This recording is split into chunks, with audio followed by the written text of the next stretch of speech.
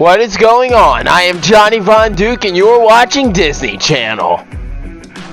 What the fuck? Yeah. This game has seen some rough times. This game has seen some dark times, it's seen some bloody times, it's seen some gruesome times. Cyberpunk 2077 historically had never, ever within that first, 5 months, 9 months, full first year, it was never solid. Let's not bullshit, okay?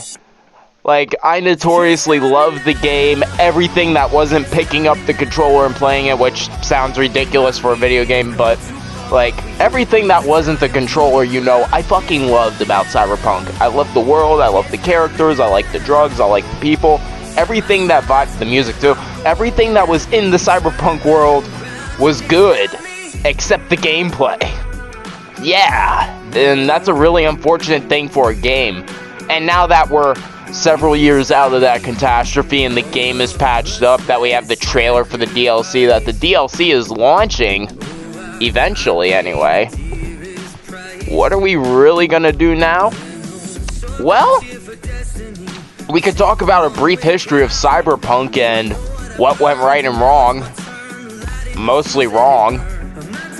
So, if you have an hour to spare, or 10 minutes, we'll see how much of this I actually want to talk about, as I talk with my crooked ass hat on, that's never centered for camera no matter where it is placed on my damn head, because my camera is probably just, well yeah, it is a little crooked. Sit back, relax, and let's get into the history of Cyberpunk 2077. Now, there is a major misconception that this game started development in 2012, and that's because that was the year it was announced in, and in fact, CDPR had full plans on going into full development with it, or at least starting development with it, as I adjust my hat for the 1300th time this video, so it at least looks half decent for the camera. But why didn't it actually? Let's not talk about why people thought. Why didn't it go into development in 2012? Well, let's look at the PS4 era. The era that Cyberpunk should have never launched for in the first place and should have just been purely next-gen, but why wasn't it in full development in 2012? Why weren't they throwing all hats into the ring, so to speak, for this one? Well, the PS4 Xbox One generation, simply to put it, was stacked. You gotta look at all the big games, big projects, big everything that was just coming out for that next generation at the time. Keep in mind, 2012 was still PS3, Xbox 360 days, guys. This game back then was meant to be next gen within that context. And then you get into the fact that it did launch next gen, but for Series X and everything else, and then came back for the old hardware when it shouldn't have. And if you just, I'm not even going to list games specifically, last generation wasn't that long ago. Y'all can look over at your gaming shelves right now and you'll see all the games that came out then. It would have been fucking lunatic, nuts, fucking suicidal to go into full development for Cyberpunk 2077 at that year. Especially when they had The Witcher 3 to worry about still. And then the DLC for that. I can't really blame CDPR for not going into full development at the start of when it was announced. Fuck. PS4, Xbox One generation was just stacked. I honestly can't blame them for going all in on Witcher 3 for the longest time. And here's the thing. It didn't start full development till 2016. Now, this isn't confirmed, but they started some development around 2014. They put a few people aside and started the very, very early development, reportedly. This isn't confirmed. Nobody has ever confirmed this. So I'm not even going to lie and say it is the truth. I just know I have heard of this. That's all I'm saying. And that's all I'm going to say. I'm going to consider it. But until I know if it's the truth or not, it's not really going to weigh in very heavily here. So considering that full development started in 2016, we can fully see where the start of Cyberpunk's problems began to come from. Much like my health problems from Mountain Dew. But yeah, it all started in 2016. But You know, how is starting in 2016 a key thing for what led to this being disastrous, for this little beginning preamble ramble? Well, first off, historical context of what did happen. Like, this whole footage is just going to be glitches of Cyberpunk glitches. Like, that's all you're going to be seeing to the side of me for this whole video, because it's a nice centerpiece for what I'm preaching here. Just look at what's going on. But why did it get that way? Like, why did this start, like, by starting in 2016 full development? Just wasn't enough time. Like, I'm trying to make this entertaining with a little ramble here, but there just wasn't enough time for it, much like that ramble. Let's look at it from how games are now, even. Yeah, some games go into 1 year, 2 year development times. Call of Duty games do that. Battlefield and Halo, it'll be more so 3 or 4 years. That's not a complete truth. For a while, Halo was doing some consistent launches, especially when those overhead games were coming out, but like, it launched in 2020. Originally, they were going to launch in 2019. In fact, let's use 2019 as a reference point here. 2016 to 19 is only 3 years. We're adding an extra year onto that by them launching it in 2020. Mind you, we are slightly pretending that everything started and began at the beginning and end of each year here, when that's not the truth, but I'm just trying to, like, generalize this for everybody so we fully understand this here. It's just like 3 years to make a game like this, where you want to have a whole actual world replicating real life, thousands of people out on the street, cars everywhere, fucking different guns, weapons, ammo. We have skyscrapers in this game basically touching the sky, quite literally. We have all these neon lights. Like, there were so many assets. I can't stress this enough. Like, even in this glitchy, bugged version with the horrible camera effect from my camera that goes on the screen, you can see how many different assets are here. There is a lot for this game to work with. And with it being in first person too, yes, 3 years is not going to be enough time. Which is why it got pushed back to 2020, which is why all those delays happened. And listen, before we get into the 2020 launch, before we get into the 2020 launch and just start talking about the glitches as a whole, and before I take a short break for the sake of my lungs, the dev team was screwed.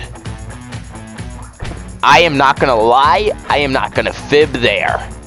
That dev team was screwed. You know it, I know it. That dev team got fucked in the ass. And I know I'm getting vulgar for YouTube right now. They're not gonna appreciate it, they're not gonna love it, they're not gonna like it. But that's the truth. They just got bammed, you know? You know, man, they got bammed right in there. And actually, hold on, I want to look something up real quick. Now, mind you, these numbers are going off 2019 and not 2016, but CD Projekt Red only had 1,044 employees at the time. 1,111 by March in 2019. Which is a good number of people. Not gonna lie. But we're fucking crazy for pretending we're working for Cyberpunk. Even when a game developer says they're throwing literally everyone at the goddamn ceiling for this and at the wall, it's never the truth. There's always a few people in the back. And truth be told is, Cyberpunk 2077 would have been one of those cases where every developer would have been needed. But that's not the case. It just isn't. And when you got CEOs, executives, investors, the fucking bank, like, when you have so many different things as a company you gotta deal with, and the only people holding back that wall, so to speak, is the dev team, yeah, it's not gonna go well for the dev team. That crunch killed them. I would have argued in order for Cyberpunk 2077 to have launched properly in 2020, not even 2019 here, 2020, we're going later. For it to have launched properly in 2020, it would have needed to start development lightly in 2012 when they announced it. They would have needed to have gone in full development in 2014. And it's like, they just would have needed more time for this game to have launched properly in the year they wanted it to. So let's talk about the bugs. Yeah, we're finally at this point. I have been dreading this. I've been trying to extend this part out as far as possible. What about the bugs that you have been seeing forever? Let's start with that one. The nudity glitches were a huge issue. There were moments where people's nipples weren't showing up on their chests. People's penises would clip out of pants. And then we gotta get to the food. I'm just gonna be talking about what I'm seeing on screen, ain't I? Yeah, the food textures were not good at all. Then we had the fact that cars were dropping out on the street. People were T-posing left and right like they were praying to Jesus fucking Christ. It was a mess. And not to mention the fact, all the various camera glitches, all the objects falling out of the world, the pop-in. Gets worse. Gets way worse. Oh my god, the pop-in. Let's not forget the shadow effects, the god rays, the fogging effects, objects getting mangled up and tangled into the ground, not even falling through completely, getting tangled through. Yikes. There was so much going wrong. And then we gotta take into the fact that at key times, story characters that were vital to quests wouldn't show up sometimes. The fact that they would disappear at random. There would be times where Johnny Silverhand was supposed to show up, and he wouldn't. And you would just hear his disembodied voice talking, which seemed fine because he's in your head, so it didn't affect it that much. But that was still bad. And then you had glitches sometimes where you would go to reload, but if you were near a body, even though you only tapped that button once, you would pick up the dead body. There were times where your weapon would disappear, become invisible. Oh my god. And yeah, you would get randomly thrown from places for just hitting a random object. Your car could randomly explode if you were going too fast. And there was a time where you couldn't leave Diamond City. To be clear, there was a little border town. And you're probably wondering, okay, and, well, here's the thing. For a while, you couldn't get back to that border town as the enemies were super high level. But it was discovered, no matter what level, you couldn't get through the border back to the small border town where you started at as a nomad. And it became a brief challenge to try to get through there, and it didn't work out. And hey, there's the T-posing. Oh yeah, should I mention the fact that sometimes character models would glitch out when they would die and their coats and body parts and all that would just stretch to royal hell? That was disastrous and that was a nightmare. Why? Like, I just gotta know, what was the brain power and brain cells behind that dumbass dickhead move? And there would be another point where during the main story mission when you were escaping the one hotel, you should have figured out by how many minutes into the video that there would be spoilers. The drones wouldn't show up, so you would just be stuck driving forever. Yeah, that's fun. Just driving around, stuck, pointing a gun out the window forever, and you couldn't reload. You would have to go back to the beginning of the quest, start it again, and hope the same damn thing does not happen. There would be times where you would try to hack doors and they would not open. There would be times where jumping in the air would get you stuck. Sometimes vehicles would spawn underneath other vehicles. Yeah, I could see that in the background in the reflection, boys. I could speak on and on and on and on and on and on forever about the various bugs of Cyberpunk. But we've talked about them a lot. They've been playing throughout the whole video.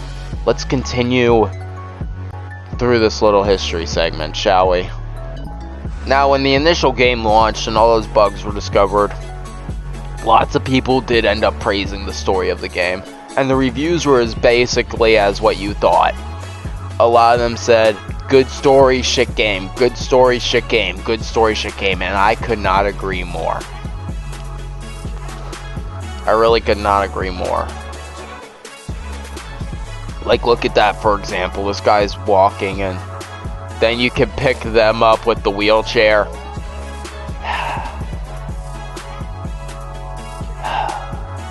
But let's go with the hotfixes.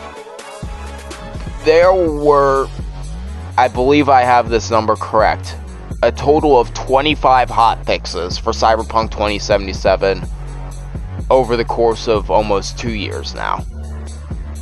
And it has been, it was brutal. Some hotfixes would legitimately add in more problems, more issues, and you would just really wonder how and why did this happen.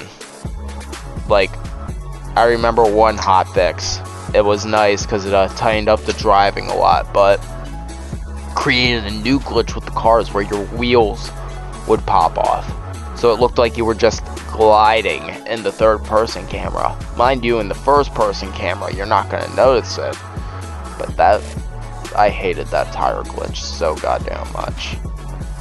I just really did hate that tire glitch. Part of me wanted to take that tire glitch and shove it up a motherfucker's ass. That tire glitch sucked. Just did.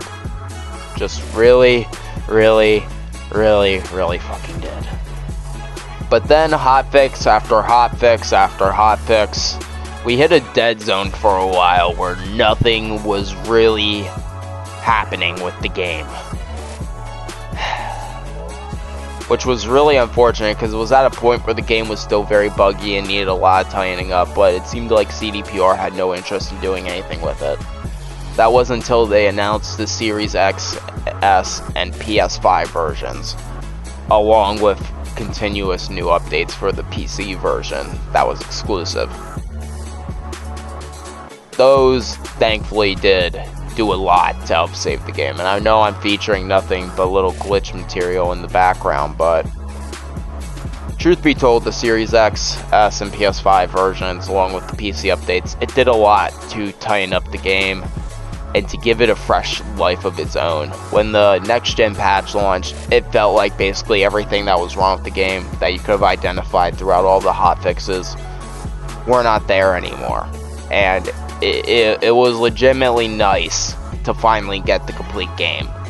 Especially being someone who, by that point in time, beat the game 25 times. Yeah. I wanted to really discover everything with Cyberpunk 2077 despite everything that was wrong with it. And when I got the Series X version, oh my god. It was just too good. It's just too good now. Cyberpunk 2077, despite all of its issues, all of its bugs, at least speaking from now, pre-DLC, and who knows, maybe my opinion will go down when the DLC is out, but as of right now, Cyberpunk 2077 is good, acceptable, lovable. It is a good time. It is a vibing time. And I'm here to stay for the IP. I look forward to the DLC, any future DLCs it might get if this one goes well, and any and all possible sequels or prequels, because Cyberpunk 2077 as an IP does deserve to be explored. It's just a grand shame what investors, executives, CEOs, and the like did to them. They really didn't deserve it. The dev team didn't deserve it in. Poor game, man. The poor game didn't deserve it. I am getting tired. I am getting very tired. But anyway, guys, this has been a very, very, very brief history, or rather just a brief moment of me talking about Cyberpunk 2077, my thoughts around everything that had happened now that everything is said and done, and now that the DLC will be coming out at some point in 2023. Hey, always keep an eye out. If it gets a pushback, I'll actually be happy though, because every single pushback that does happen, every time this game and its components, its DLCs. Every time everything is delayed and pushed back, I actually smile and I'm happy about it, because it means we're going to be getting a better game than we would have if it launched at that initial date. I have been Johnny Von Duke. I hope you somehow enjoyed this video. I am a worthless bitch boy who is just a knockoff of Johnny Silverhand. And it is time to take it away, Other V. Woo! Yeah, I hope you all enjoyed the video. It's pretty much a nothing burger, but if you've been watching my channel for all 8 years that it's existed, you should know that's kind of what we do here. Anyway, if you somehow found yourself enjoying it, click over here to watch another video, click over here to watch another degenerate video, click here to subscribe to my channel, then click down there for, well, whatever lazy lack of originality content I put there. Anyway, get the fuck out of here, you filthy animal. Goodbye.